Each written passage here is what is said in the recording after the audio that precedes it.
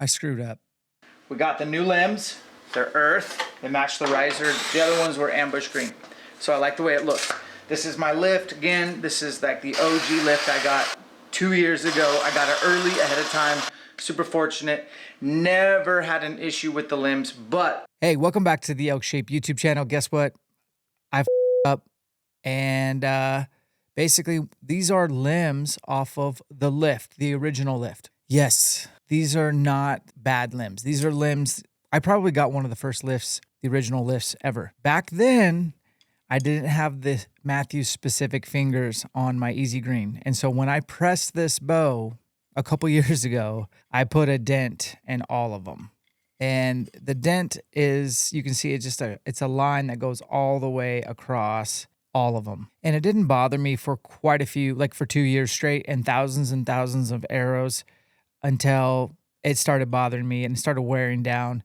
And as you guys know, Mathews has an awesome warranty with the original lift. Those limbs follow the bow. So if you ever have a limb issue ever, they'll get you new limbs, second day air. So I reached out to Mathews, said, hey, I told them what happened. I screwed up. I need to get these fixed.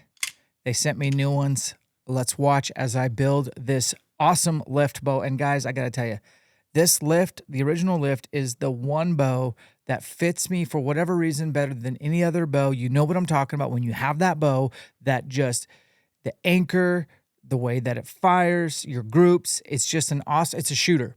And I want to keep it as my backup bow going into elk season. So I want to bring you guys along as I fix this bow up. Here we go. All right, guys, so you can see I'm taking measurements, getting, brace height, ATA, peep to arrow, peep to pin, and then I'm taking the rollers out, and I'm gonna take all the remove the cams, basically take the axles out.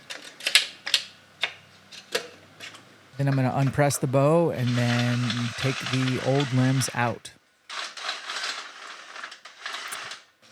You can see the top hats. The top two are podium micro top hats, and the bottom two are just standard. I'm gonna set those aside, pull the old limbs out, and then check the mail every day for the next couple days until my limbs showed up.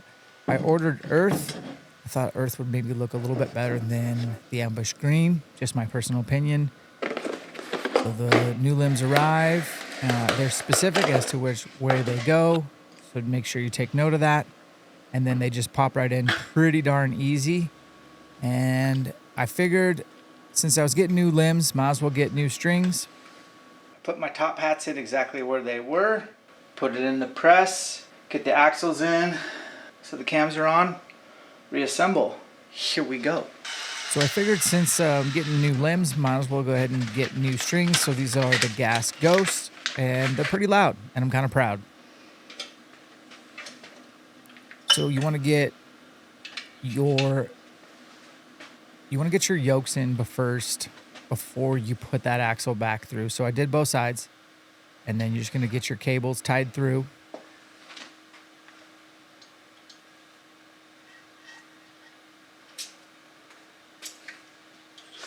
I just kept the roller guard in, and then whatever part of the cables that weren't served, I just slid in. So you can see this one, I'm just going to slide right under the roller guard and then slide over to the serving side. And then we're going to put the string on.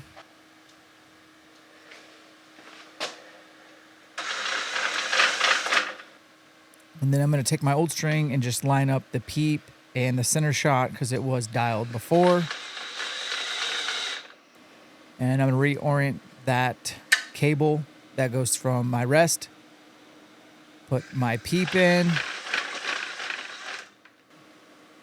Check my knock fit, and then I'm going to do the old double constrictor Joel Turner. I think I do this right. I'm pretty sure I do this right. Make an X, go over, make another X,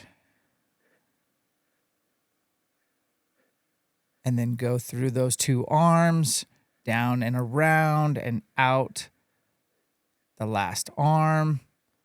Grab a pair of pliers for both sides and just constrict it down nice and tight. And I'm using that Amazon knock, that lighted knock that I love. And then we'll just burn. Again, that's that Magibraid 80-pound test. Dacron, I bought it from Bass Pro. I think it works pretty good. And then I also switched to BCY23 per Joel. So make sure that top knot is facing away from you if you're right-handed, and then the bottom knot will be facing you shelf side. Making sure that we have no knock pinch. I burned the one end, and then I'm just going to tie in this last side and get it cinched up pretty tight.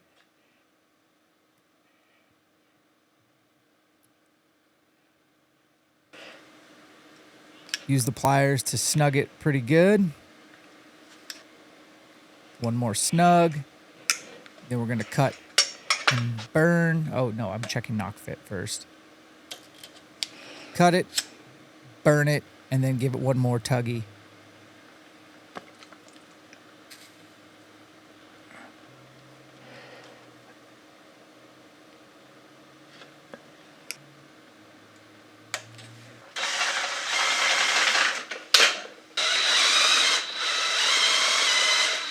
So first thing I'm gonna do is check time, and I can see that the bottom cam is a little bit ahead.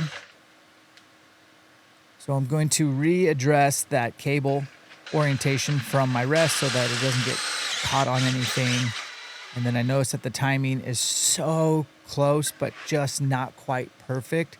So I'm reaching to my new bag of tricks, and these guys, we'll leave a link in the video description where to get them, are just little spacers. I think that Dan McCarthy makes them, and pop that in, and what do you know? We are in business. So it was like the fastest way to time that, and it should stay in time, which is nice. That's the beautiful thing about gas bowstrings. We got the new limbs. Never had an issue with the limbs, but when I got that bow, I didn't have the Mathews specific attachments for my easy green. And so when I pressed it the very first time, I put significant dents. Yeah, you did, you jackass. Into the limbs. And I would say after thousands and thousands of arrows, I was like, man, I think I better replace the limbs. But I never got cracking or splintering. I know they did have a bad run, and they did have a solution. So if you ever did have the original lift and you had limb issues, they would get you new limbs, second day air, no questions asked. And that warranty follows the bow. So if you ever end up picking a lift, I love the lift, the original lift. It's a great bow. I shoot it really, really well. This will be my backup bow for elk this year. I'll be setting it up for also antelope, whitetail. I'll be using my Carter Too Simple. And I took down my measurements before I got new limbs, new strings, and I'm gonna try to get this baby as close to that as possible. Right now, I got a meeting that's gonna be a 3-hour-long meeting, so I'm gonna leave this bow in the drawboard for quite a few hours. These are not the System X. These are the Ghosts. They're pretty beautiful, if you ask me. 25 7/8. That's exactly what it was before. I'm gonna burn an inch. 3.75 peep to arrow. That's exactly what it was before. I've had this bow in the stretcher now for hours and hours. So what we're gonna do right now is pull it out.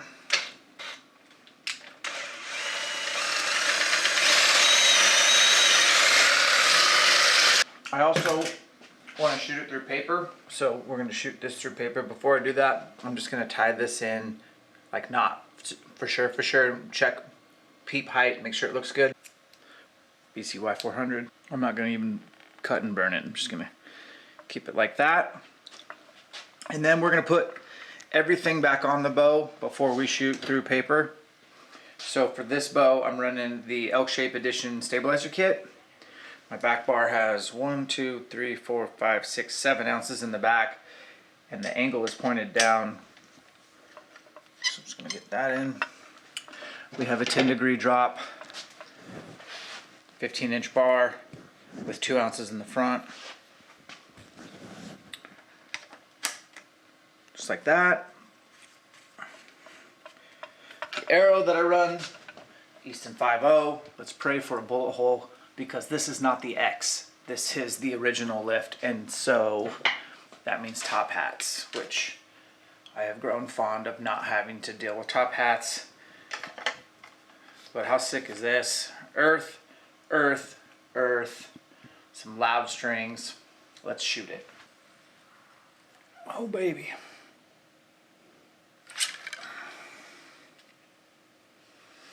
$82 pounds, holding weight 18 and a half. That's pretty aggressive.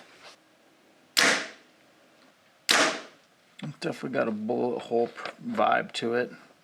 All right, so we like our paper tune. Big shout out, this little product right here is a spacer. We'll put a link in the video description. I have no affiliation, but I just like that. And I was able to kind of micro tune that time, which is awesome. I did have to, obviously when you put something in this down cable, you're gonna mess your timing up a little bit, but we got that adjusted. And I also like the way that that's pulling, the orientation of that knot. Those are things to pay attention to. We're running the Joel Turner Special Knock Set, where we have that magic braid 80-pound test in the bottom, no top. We're using the BCY 23 D-loop material, and now I'm going to tie this in with the BCY 400. So on here was a sight tape I made specifically for the iron wheel wide on that 5.0, and then I believe I left myself the original sight tape on the back side. We'll double check that. I think I did myself a good favor there. Hey! From 20 to 150. So I'm gonna pull this off. I don't need this on here anymore. The poundage looks really close to where I left off. We're gonna measure the brace height here in a second and the axle to axle. Then we'll get this thing shooting. Get, you know, a couple hundred arrows through it, and then we're going to do a head-to-head shoot off. This lift with my Carter to simple thumb button versus my Lift X with my Solix clicker. Should be a nice little shootout. We'll go over to the Spokane Valley Archery and I'll literally shoot target for target each bow, each release, and score it and just see if there's a real obvious winner or not. Last but not least, give it one of these. 6 on the nose. 29 and a half. Okay. We got this matched to the specs we like. We're paper tuned with all our stuff on it. Let's go sight in, see if we can find 50 or 60 yards. A little tall. Dang. I will give you this bow, Riley, if you can pull it back. I can. It is insane. God, that's got to be close. I think down just a smidge. I think that's 20. All right, so I needed to get my backup bow spruced up. So the first thing I did, replace the limbs, replace the strings, get all the measurements taken off of it because I loved it, duplicate it, and then now, I mean, right now these are pretty new strings, so I'm pulling back 82 pounds. I think after a couple weeks we might drop down to like 81, 80, which should match this sight tape up. So I'm gonna get it close, and then I wanna shoot my backup bow, this Lift OG versus my Lift X, and it will be this guy versus Index. And again, I've said it before, I'm doing an Index just for elk this year because it's just things happen fast, and any type of situation like that calls for an Index in my world. And then like animals or species that have like, I have more time, maybe even open country elk where there is no timber and I'm sneaking around, this would work. But for the timber elk and the elk that are coming in quick and all that kind of stuff, I want to get to an Index. So, but I want to shoot these two head to head, and that will be the next video, and we will see if there's any difference in score.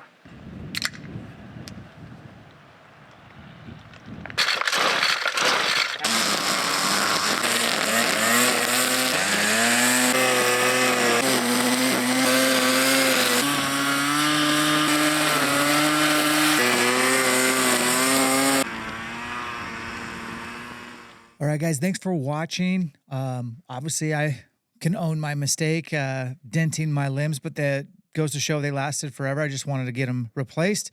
The Lift 29 and a half just is a great bow for me. It will be my backup bow going into the fall, and it is a bow that I will be taking to, well, I took to San Antonio Tack. I'll be taking it to Red Lodge, Montana, and then it'll be my backup bow / probably antelope And I'm going to use a thumb button, and it's okay to have multiple releases and releases set up for different bows. In my opinion, I do know that separation is in the preparation, and I know we're about to have a shootout. So stay tuned for the next video where we'll go lift 29.5 versus lift X 29.5, thumb button versus index. We'll see who wins. We'll catch you on the next one.